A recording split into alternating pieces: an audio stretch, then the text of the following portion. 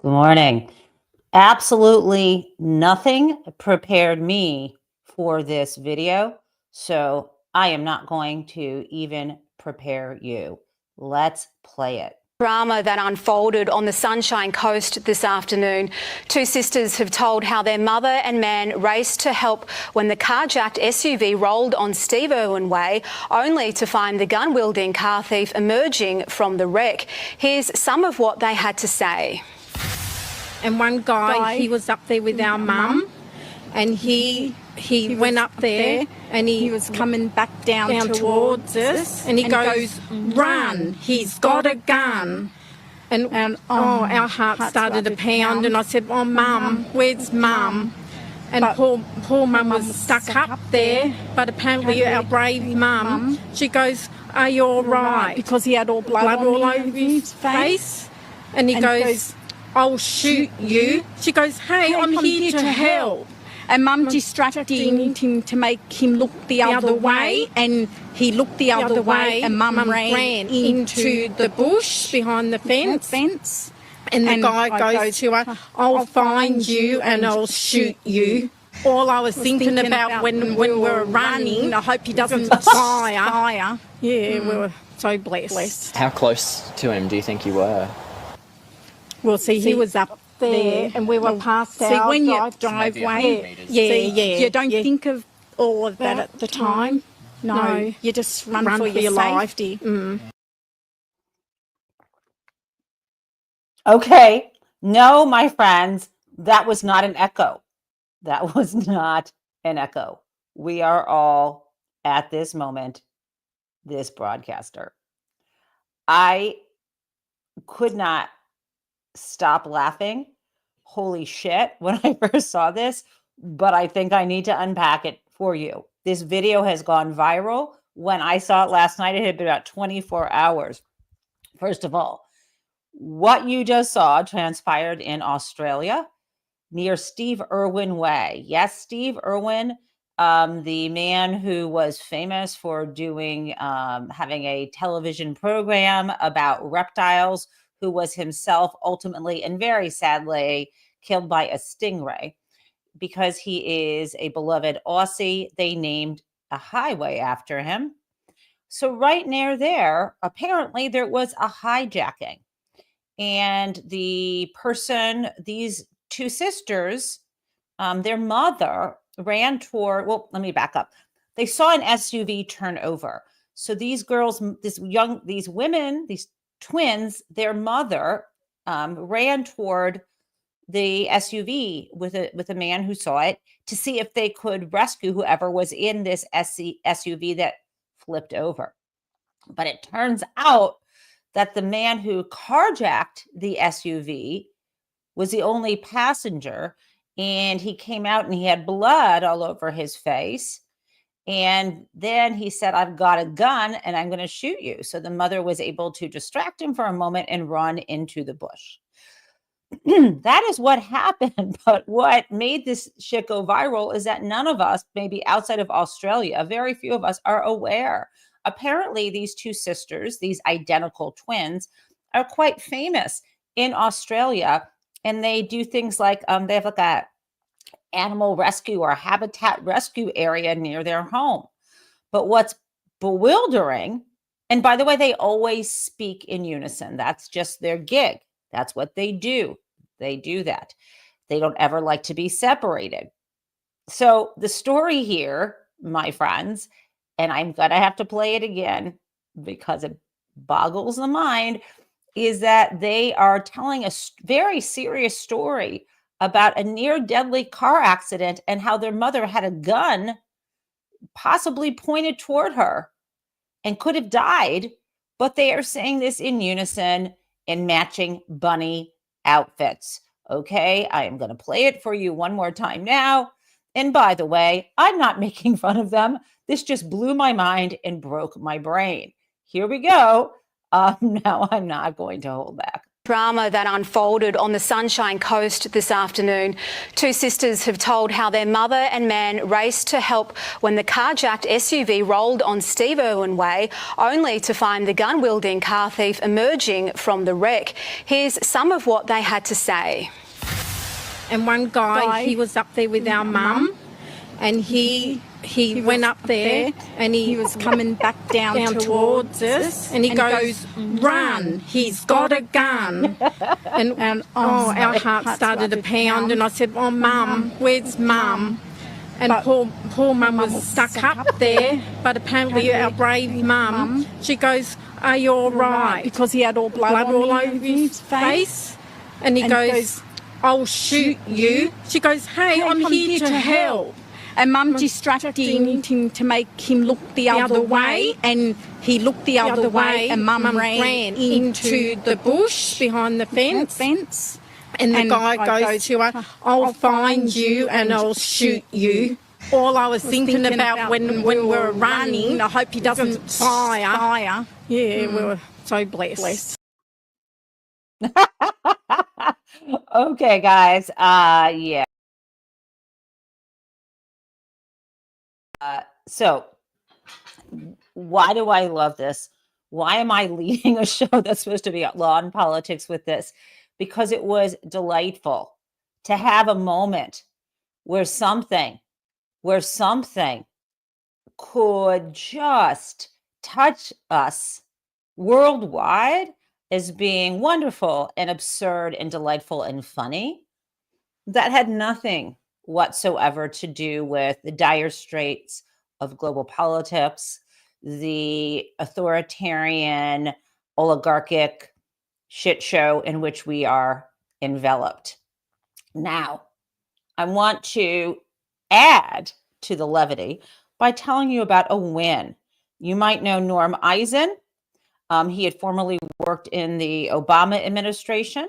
He actually was also, as I found out when I met him, a former classmate of Barack Obama at Harvard Law School, which means that Norm and I were on the same campus at the same time.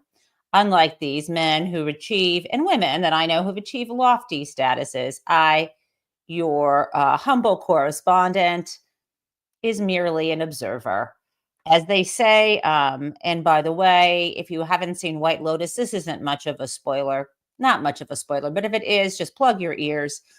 On the last episode, the most recent season, some people who went to the resort in Thailand were three old friends. One was a woman who had become like a television star. Another was a conservative, a woman who focused on her family and her church from Texas. And the third was a recently divorced corporate lawyer from New York. And the three of them had some escapades and a lot of fun. And there was obviously tension between them. And what the corporate lawyer, who seemed to have some jealousy and anger issues regarding her other two friends, whose lives she believed were better than hers, and finally she looked at her friend, who was the actress, and said, "I'm happy that you have a beautiful face." And then she turned to her friend from Texas and said, "And I'm happy that you have a beautiful life. I'm just glad to be at the table." And that's how I feel at the moment. But let's listen to what Norm Eisen is telling our friend, why am I spacing? Anyway, I'm now spacing on my dear friend who was a Washington Post editor, and this isn't going to come out of my brain. So let's just play this, and then we will remember. I'm here in Prague, and I'm going to tell you why. The Voice of America, our international broadcasting telling the truth about democracy in the United States and around the world, was a lifeline in communist times, those dark decades here in Prague. Today, we went to court, backed by all of you, and we won a preliminary injunction with our team. Voice of America can't be broken, by the Trump administration. It has to be turned back on. It has to broadcast. And there's celebration. Truly, I called Jen, our editor-in-chief, earlier in the day. Some contrarian reader stopped me on the street to show me the contrarian on his iPhone. People are excited about this big Voice of America win. Congratulations, contrarians. So what just happened there? As you know, Norm Eisen and Jen Rubin. Jen used to be a columnist for the Washington Post. After Norm Eisen worked from the Obama administration, he joined Crew, and through Crew, they brought a lawsuit against Donald Trump. This Crew is the Citizens for Responsibility and Ethics in Washington. And they had been bringing lawsuits like other public interest organizations to stop the unlawful and cruel actions of the Trump administration led by Elon Musk, DOGE as the fall guy, the Department of Government Efficiency. That's not really a department. And one thing that they had tried to do is to defund Voice of America. And Voice of America is essentially here, let me just, Voice of America has been in operation since 1942 without interruption. 1942 without interruption until March 15th. And Voice of America is a news organization at one time. It was, it was solely on radio, but think of it right now as it funds Radio Free Asia, and it funds down, in addition to Voice of America, he also defunded Radio Free Asia and the Middle East Broadcasting Networks. Now, this is crazy. Donald Trump claimed that Voice of America was the voice of radical America, but that is not true. Obviously, it's providing, you might call it the voice of democracy and hope. You might also call it American propaganda. You be you. But the point is, the reason why Norm Eisen happens to be in Prague is one other thing he did during the Obama administration, besides working inside the government in Washington in a legal capacity, is he was the ambassador at one point in Czechoslovakia, and he lived in Prague. So he has deep ties there. And if you know anything about Czechoslovakia and the Czech Republic, you will know that they suffered back-to-back authoritarian regimes. First, the Nazis took over Czechoslovakia, and then after the World War II, when the Nazis left, then it was the communists who moved in and took over. And it was a very difficult time in that country, and I do imagine it was delightful to hear the Voice of America. Now, because we're talking about Czechoslovakia, I do want to share with you something about that that's very personal to me. My paternal great-grandfather, Alex Taub, spent time in Czechoslovakia after the Nazi occupation, but before the communists took over. And the reason why this is important to me is because this is a little piece of history. And let me just tell you, hold on one second. Okay, here we go. I want to share with you something my family wrote up in connection with a painting of his that we had to sell at an auction because none of us could keep it safely or insure it safely. So I want to tell you a little bit about my paternal great-grandfather, someone that I think I have mentioned to you before. And let me just tell you that he was born in 1892 and he died in 1974. So Alex Taub, engineer, art collector, statesman, spy, lived a genuine rags to riches story. Born in London to working class immigrant parents, he was expected to find a trade following completion of 8th grade. His mother had wanted him to become a tea taster for a prominent British firm, but young Alex had other plans. He secretly longed to be an engineer. After flubbing a prized interview at the tea company, Alex enlisted his skeptical mother's assistance with his heretofore hidden plans. After a brief apprenticeship and stint at a technical school in the spring of 1908, at age 17, Taub took an ocean liner from Liverpool bound for Boston and ultimately arrived in Detroit. In short order, Alex Taub rose to become an engineering executive at General Motors, as well as a leading member of the Society of Automotive Engineers. He designed the innovative and lasting Chevy 6-bolt engine and later returned to England during World War II to head up Vauxhall Motors, where he designed the Churchill tank engine. Stanford University succinctly describes his global efforts. Taub led industrialization projects in Brazil during the late 1930s through the early 1940s. In 1944, Taub was recruited by the National Chinese government under Chiang Kai-shek to help devise an industrial program in China. He supervised a team of 300 plus engineers to work on a fundamental industrialization program to develop China's industrial and economic conditions. That is now I'm moving from the Stanford University quote back to our description of his life. I'm almost done. We're going to get to Czechoslovakia. Taub discovered this painting in 1947 while in post-war Czechoslovakia, where he was consulting with Skoda Motors to develop an affordable automobile. In his memoir, Taub articulated the meaning of the painting in detail. I'm going to skip over that. But what he did say, it's all very sad, but all very beautiful.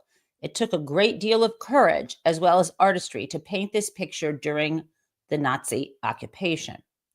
Taub departed Czechoslovakia, so he was there in 1947.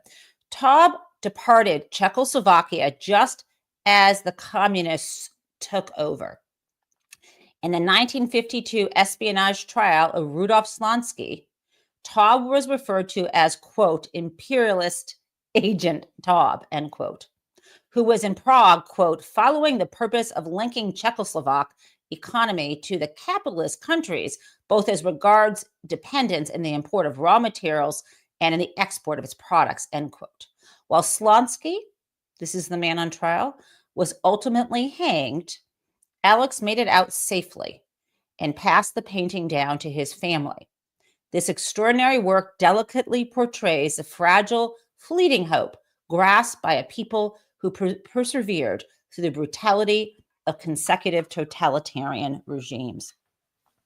I wrote that with my brothers, and this is why, for me, this victory that Norm Eisen is describing from Prague about the voice of America coming online again is deeply rooted in my love of democracy and this country, and my reverence for my great-grandfather, and sadness that the work he was doing, perhaps as a spy, perhaps just as an industrialist, resulted in trials and executions of people who just wanted to live free.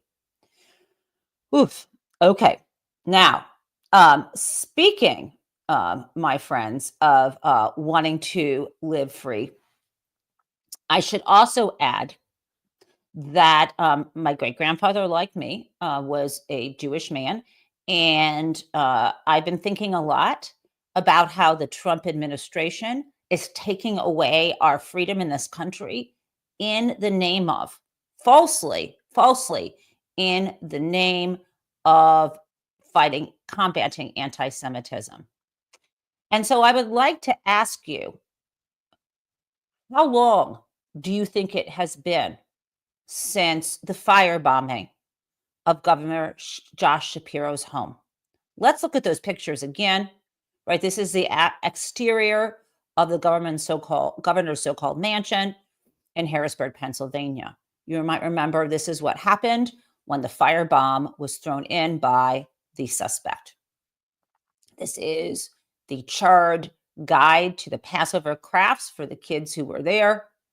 This is a charred, defaced, destroyed Haggadah. Here is a couch set ablaze. You can see the surface of the piano had melted, plates shattered and covered in ash. And here is the governor speaking with his police authorities and maybe fire chief about the damage. You know that happened. You probably remember that happened on the first night, that sort of the end of the first night of Passover, right? I think you are aware of that. I don't know if you are aware how many weeks ago that actually was, right? That was over 2 weeks and 4 days. And I have not yet heard, thank you, April 12th. Today is April 23rd. It's been a lifetime. It seems actually that I don't think that was April 12th. I don't think so. I mean, it could have been. I shouldn't argue with you. At any rate, yeah, you're right. It was April 12th. So that's almost 2 weeks. I've got the math wrong. It's been almost 2 weeks. It's been over 10 days. And I have not heard a public statement from Donald Trump or anything condemning the anti-Semitism of the alleged suspect, or saying that, or making the statement that we need to hear that political violence is wrong, regardless of the viewpoints of the person being targeted. But of course not. Donald Trump was someone who celebrated when Nancy Pelosi's husband was attacked with a hammer, and he made up all kinds of false rumors.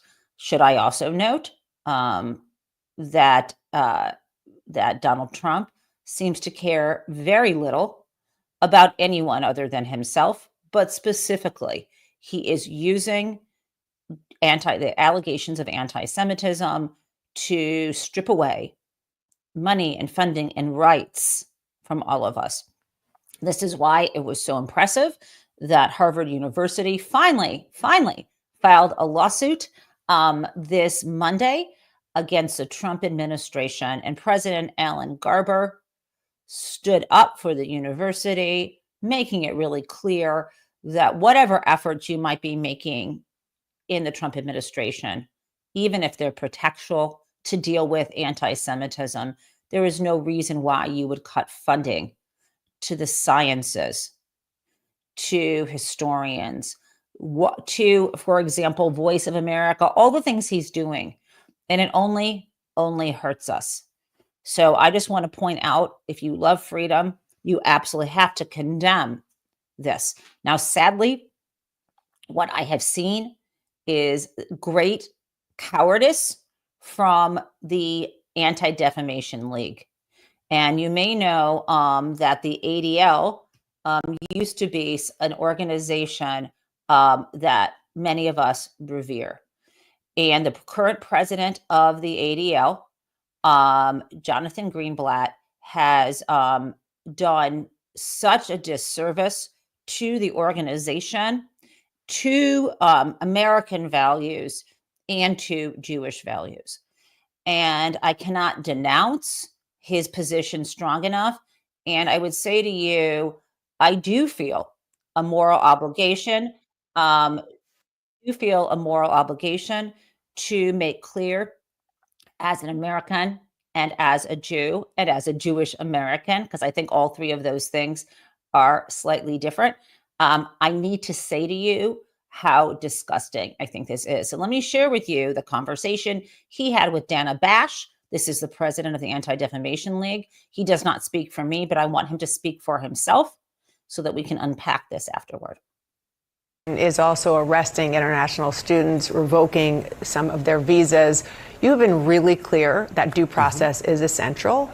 You have said that it's not even remotely clear that this has been the standard. What is the ADL doing to pressure the White House to give students who are being arrested due process? Well, look, At the ADL, it's our job to protect the Jewish people. We're not sort of public defenders for some of the Hamasniks on these college campuses, and I don't want to be. And I think I really need to say that. If you take Mahmoud Khalil, who was one of the ringleaders. Okay. That bothers me.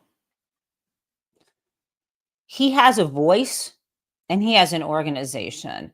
And to refer to people as Hamasniks, to suggest that someone who, whether it's Mahmoud Khalil or anyone else who has been held right now in prison, in cages, in captivity without due process, to call them Hamasniks is a cute little Yiddishism trying to suggest that they are part of Hamas and that they are themselves murderers.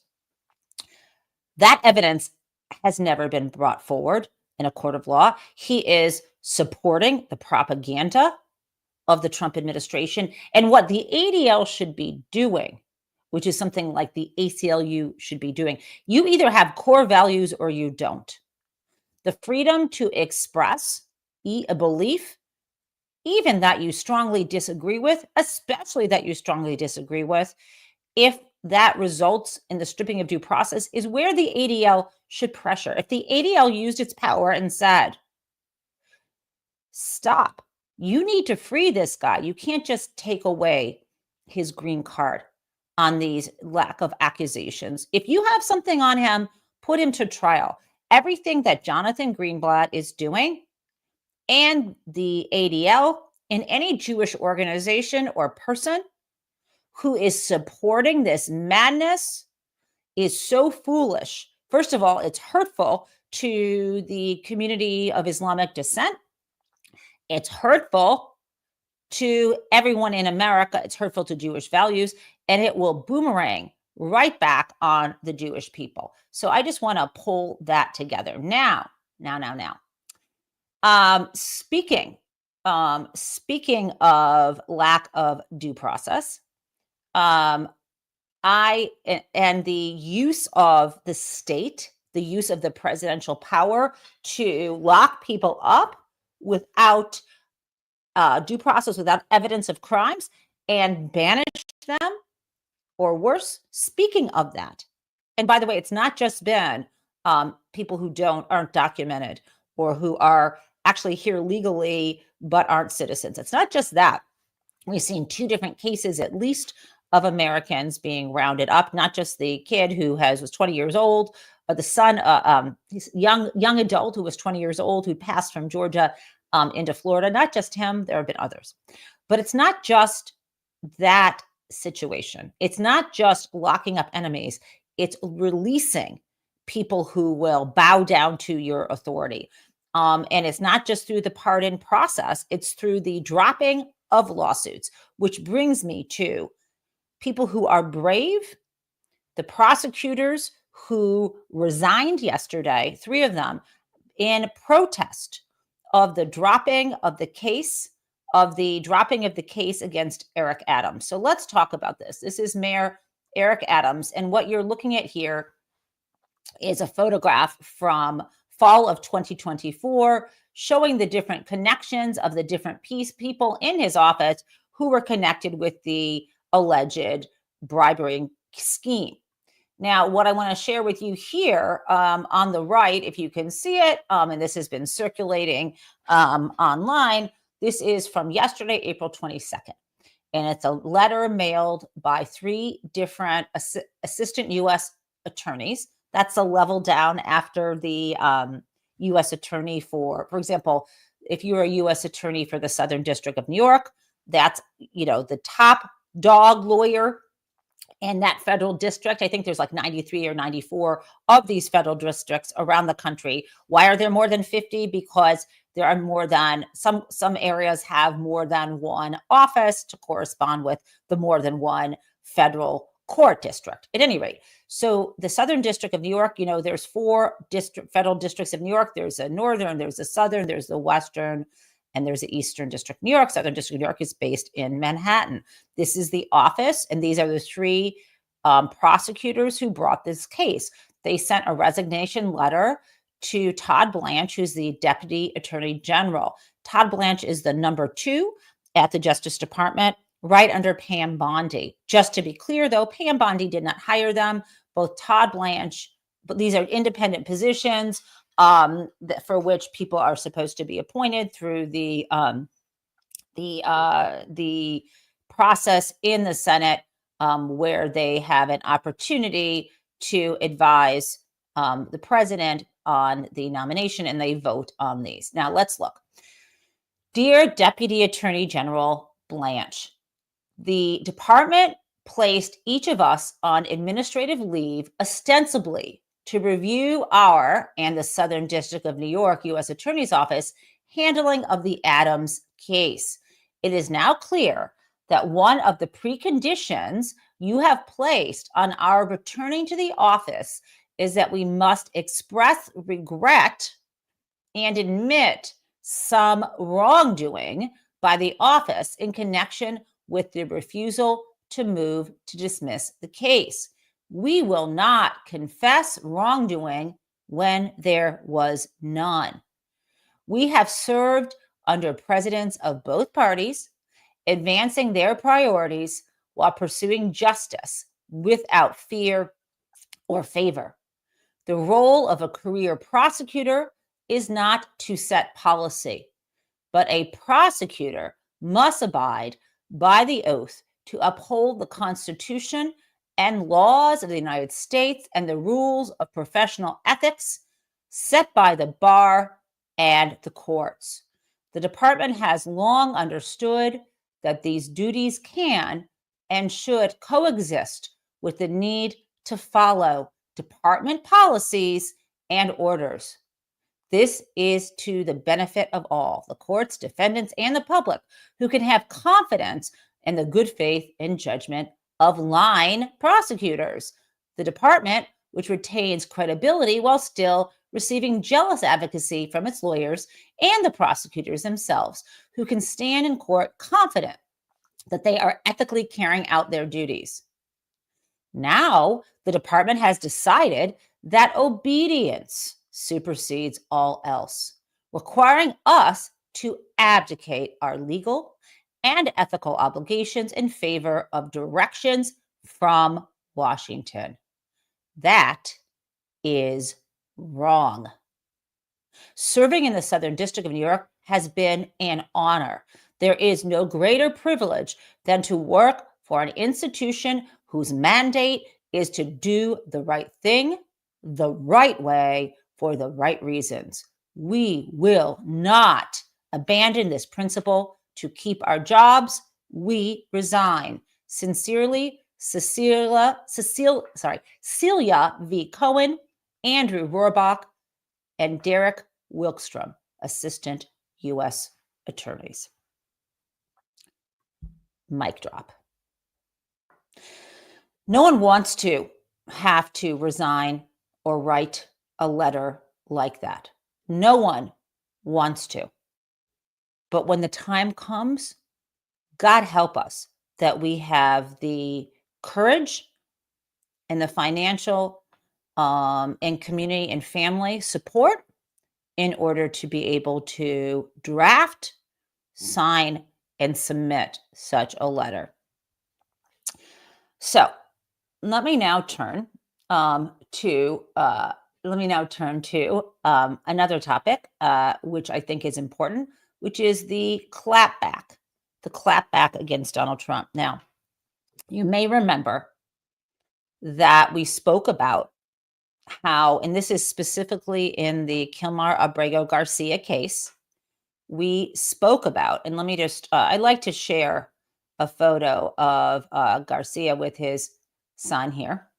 So we have spoken about, in the Kilmar Abrego Garcia case, how the judge in that case, Paula Zinnes, has started last week this 2-week process of discovery under which the Trump administration is supposed to have people submit to sworn interviews, which are called depositions, to provide documents, and so on. And what has been happening, and remember that the Trump administration tried to go above her head to the Fourth Circuit. So this was a district court judge in Maryland. He would try to go to the Fourth Circuit to force her to not do this, to make her hold on, to ask them to freeze this discovery process and to stop her from demanding this.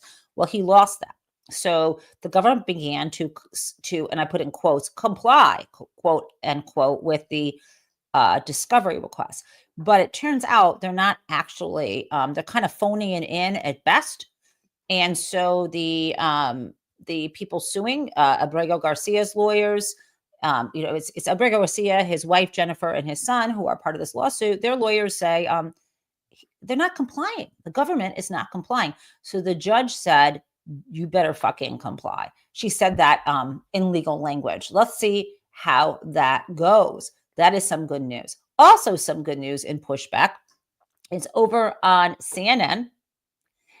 Abby Phillips is finally pushing back on Scott Jennings and told him what she thought of him and called him out on his nonsense. Now, remember, she kind of runs this roundtable sometimes on CNN. He is a paid commentator.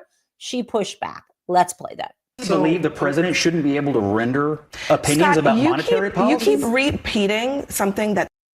Okay, I need to give you the setup here. The context of this is that you know that Donald Trump has been on an attack against the Fed chair and Jerome Powell. Donald Trump had appointed Jerome Powell to the Fed. Joe Biden had kept him on in that position. And so he is now still Fed chair. Now, you're not allowed to, you can't just, in theory, the Fed is independent and the president can't just fire the chair of the Fed, the board of the Fed. The Fed's longer name is a board of governors of the Federal Reserve System. And I don't want to get into that. I've always tell you I'm not going to get into all this plumbing, but let's just put it this way.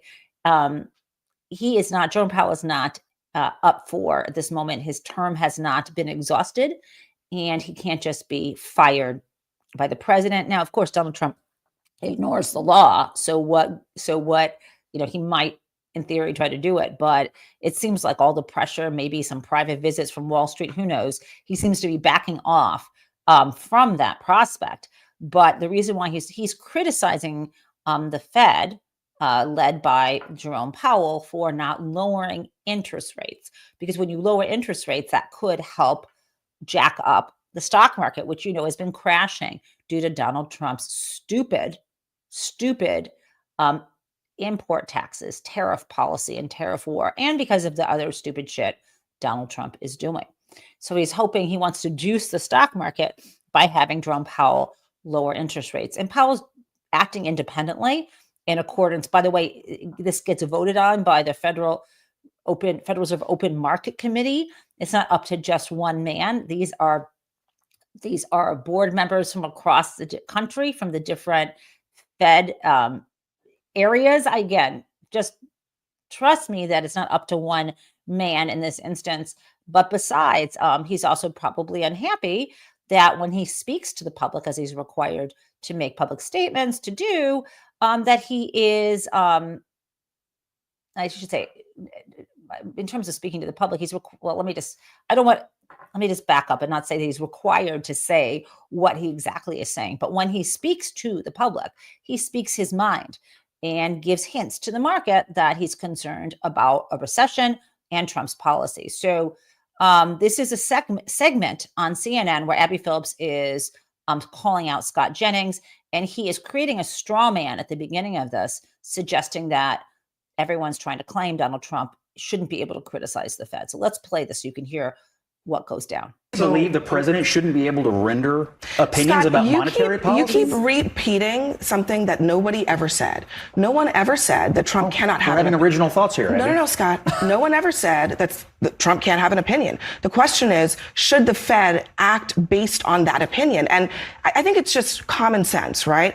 The Fed it should be acting based on economic information and data, not anybody's opinion. Trump is not an economist, and as far as I can tell, does not even have a good grasp on how trade works, which is really problematic if he's going to then turn around and start telling the Fed how to do its job. Thinking is like, we don't want Donald Trump to have influence over the operation of the government. Really, I just think it's wrong. We don't want to have Donald Trump have influence over monetary policy. That is how it has worked. That is where the confidence in this system of economics comes from. You said monetary policy. She said DOJ, military, FBI. What were the other things? Okay, I'm going to hold on just a second. I'm going to reset because I'm going to change back to the original conversation because Scott, you are attempting to change the subject multiple times. I'm trying to decide what the president should have influence on our government. Sometimes I think we forget. What a smug son of a bitch. His little snarky little face. You know, I don't know how people live with themselves. In a world of Scott Jennings, be those AUSAs. Because at the end of the day, I mean, I sound like the, is it the Jewel song? All we have, you know, these hands are not, these hands are my own, her song. And at the end of the day, all you have is your soul and your conscience. And why do this? It's one thing to be an actor in a movie where you're playing a villain. It's another thing to be an actor in life and be a villain in such a way that will hurt millions of people. I am surprised that these people aren't shunned. I don't know who wants to be friends with them. I have no idea. But this brings us to Crazy Town. I got a little unusual Crazy Town for you guys, so I hope you will just prepare for this because we had a crazy opening. So the Crazy Town's a little, I don't know, you'll see.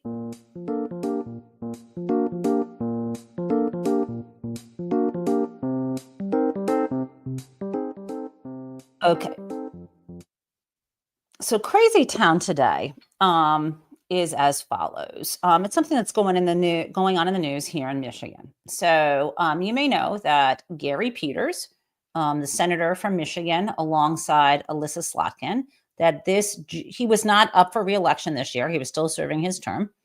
That Gary Peters announced that in 2020, he announced this January that upcoming, when he would be up for re-election, let me just jump in here, in 2026, that he was not going to run again.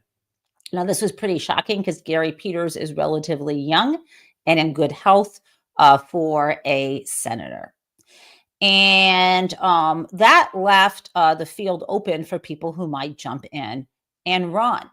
And so we had Mallory McMorrow, who is in the state house or state senate, I believe, in Michigan. And I'm supporting her campaign. I was very excited about her announcement. So again, McMorrow, you may have seen her. She kind of has a public persona now because she was part of a viral video where she was supporting trans kids in face of the attacks on them in Michigan. Well, what happened yesterday is this. Here we go. Haley Stevens, who is currently a member of Congress in Michigan, said that she was going to run for the seat. So now we have two different Democrats competing for this seat. Now, you may say to yourself, what the heck does this have to do with anything? Well, let me show you this. This is the map. If you see it down below, you see Michigan, the little mitten. And if you see that little, the southeastern Michigan is this whole yellow swath. And that little red kind of square-ish thing with one area carved out of it, the little red overlay is where Haley Stevens, that's her district currently. That's the Michigan 11th district. Okay, fine. And we have, when Haley ran last time in the primary, she only had one person run against her, Amin Ghanim, and Haley got 87% of the votes because she's very popular as the incumbent. Then when it got to the general election in 2024, she only got, it's big, but it's concerning. She got 58% of the vote to the Republican, Nick Sonberg's 39%. Now, what in the world does this have to do with me, and why is this Crazy Town? Crazy town is that I couldn't sleep last night. I slept, but I kept having a recurring dream. And I feel like my mother is haunting me to some degree. And here's the deal. I got to back up. This is the craziest of crazy town. When my mother was alive, and I first moved in with her last July, and we were talking about her career in politics. I saw that Alyssa Slotkin was running for Senate, and obviously Gary Peters was senator. And I joked with my mom that if Gary Peters ever, resigned or died or stepped down, and if Haley Stevens, who was our rep in Oakland County, if Haley Stevens decided to run for Senate, then maybe there'd be an open seat and I would run for her seat. And my mother was talking about that and talking about how hard it is to be a politician and constituent services. But I said to my mom, that's never going to happen. Because there's a friend I spoke to and he's like, that's never going to happen. It's never going to happen. So the crazy town is, in my dreams, I was thinking to myself, holy shit, should I run for this? This isn't real life. It's in my dreams. This is the crazy part. And in my dream, I run into Bernie Sanders and say to him, what should I do? But he doesn't really answer me. So maybe he didn't in my dream think I should run. And then I ran in my dream to Mallory McMorrow and expressed concern that Haley Stevens was running against her for that Senate spot and was worried. But anyway, the bottom line is this. I don't live in Oakland County anymore. I live in Wayne County, which is in Detroit. Of course, that's not an obstacle for running for Congress. You can run for Congress if you live in any county in the state. Senate in any county. Not Senate, for Congress, even if you don't live in that area. Secondly, my whole childhood and all of my connections until just moving to Detroit are in Oakland County. So in my dream, I did this and I decided instead of plaguing Michael with this, because of course it doesn't make any sense for me to right now run for office, I thought I would plague you with it, this crazy town idea. And because in my dream, it was, well, if nobody's going to run, someone's going to have to announce they're running in the Democratic primary. But the thing that concerns me is this. We cannot have a member of the U.S. Congress in Oakland County be a Republican. We need to flip the fucking house. And so I'm sure someone's going to step up to run from the Democratic Party for this seat. But it did occur to me in the craziest of crazy worlds that person might be me. And then I'm sure Michael, wherever he is in the house, is choking on his coffee. But again, that ain't going to happen. Welcome to Crazy Town. Okay, guys. And with that, that is the end of the show today. I will see you tomorrow on Thursday morning. And remember to thank our mods who do an amazing job keeping things in order here. And of course, let's always thank Jason for this song.